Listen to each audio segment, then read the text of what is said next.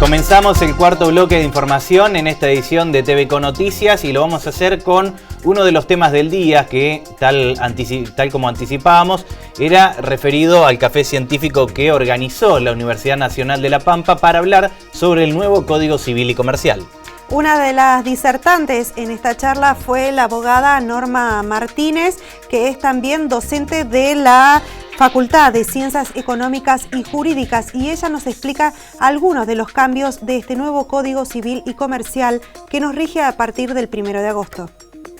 El nuevo código equipara la obligación que asume un sujeto cuando delega en definitiva el cumplimiento de la prestación que ha asumido en otro sujeto. En definitiva, se establece la obligación contractual objetivada. Hablé también del supuesto de la indivisibilidad impropia, claro, que es otro supuesto de obligaciones que ingresan a través de este código y que tiene que ver con aquellos casos en los que se formaliza un contrato para que un sujeto, por ejemplo, decía yo en la charla, un sujeto escriba la letra de una samba y otro sujeto escriba la música, y en definitiva yo no tendré la samba hasta que no tengo concretamente la música y la letra. Es un supuesto de indivisibilidad impropia. En cuanto a las obligaciones, hay otro cambio también súper relevante, que es el supuesto de las obligaciones concurrentes.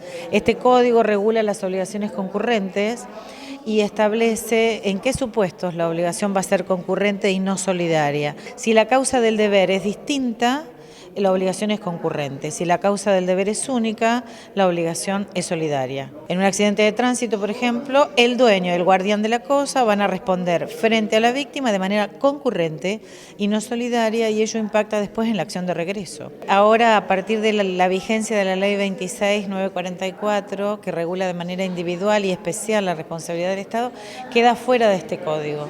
O sea, el Estado, si por una actividad lícita o ilícita causa un daño en particular, uno tiene que ir a reclamar a la vía contencioso administrativa. Esta ley nacional exige la adhesión de las distintas provincias y nuestra provincia de La Pampa concretamente hasta ahora no se ha adherido a la ley 26.944. Los padres a partir de este código responden de manera objetiva, no subjetiva. Ambos padres en ejercicio de la responsabilidad parental tienen que hacerse cargo de indemnizar aquellos daños que ocasionen sus hijos, brindando un espacio para que uno deposite el auto.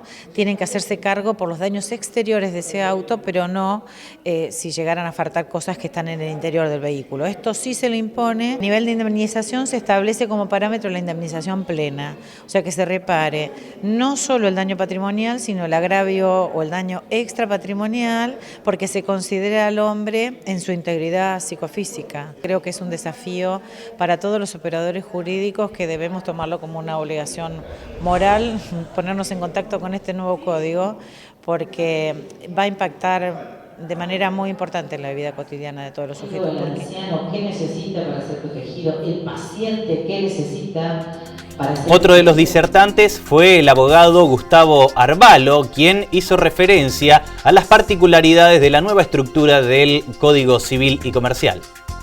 El código de Vélez Sarsfield estaba basado en libros.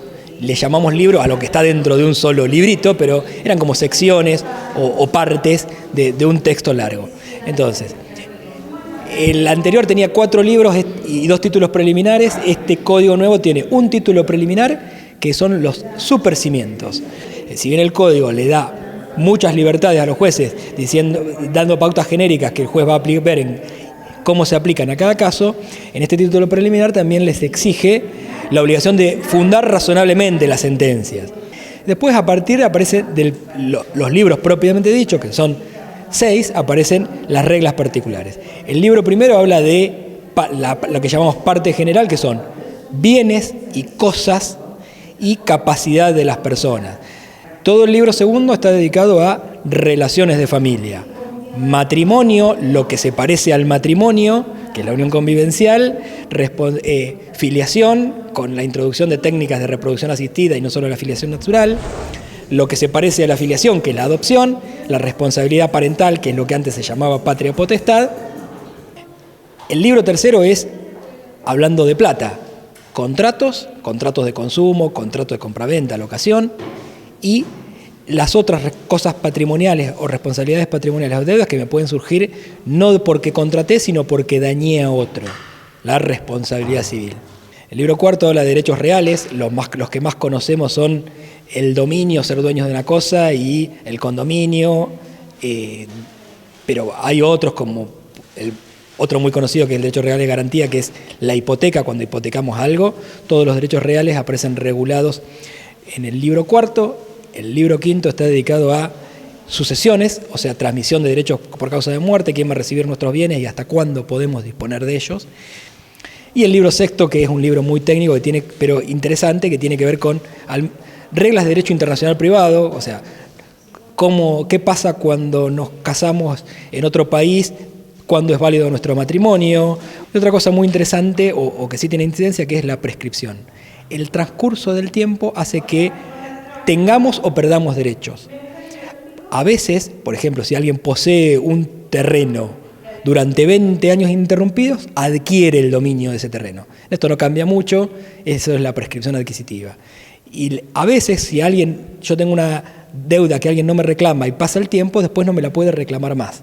Esa es la prescripción liberatoria. Pasó el tiempo, si no ejerció un derecho, se entendió que no me interesa mucho.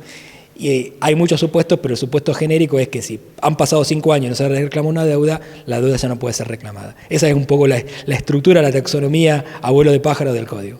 ¿Qué te parece a vos este nuevo Código Civil y Comercial? ¿Qué evaluación haces de esta nueva ley que nos va a regir? En una línea muy general, es un paso más, es un buen avance, es un código técnicamente prolijo que tiene un montón de reglas y pasa en limpio tendencias que ya habían arrancado, sobre todo en relaciones de familia y en protección al consumidor, como dije antes. Es un código más ordenado y es una buena plataforma que cambia un código que ya tenía y se notaba un montón de parches y cambios que se le habían hecho a partir de prácticamente un siglo y medio de vigencia, y ahora tenemos un producto técnicamente más prolijo y seguramente mejorable y con algunas cuestiones para trabajar en el futuro. Última pausa en esta edición de TV con Noticias. Vamos a ir a conocer las informaciones breves del ámbito internacional y cuando regresemos, todos los números, el cierre de mercados. Perú, nativos toman pozo petrolero. Grupos indígenas peruanos han ocupado las instalaciones del mayor pozo petrolero del país, así como un aeródromo cercano, para exigir al gobierno que escuche sus reclamos contra la empresa concesionaria, la canadiense Pacific Exploration and Production Corporation.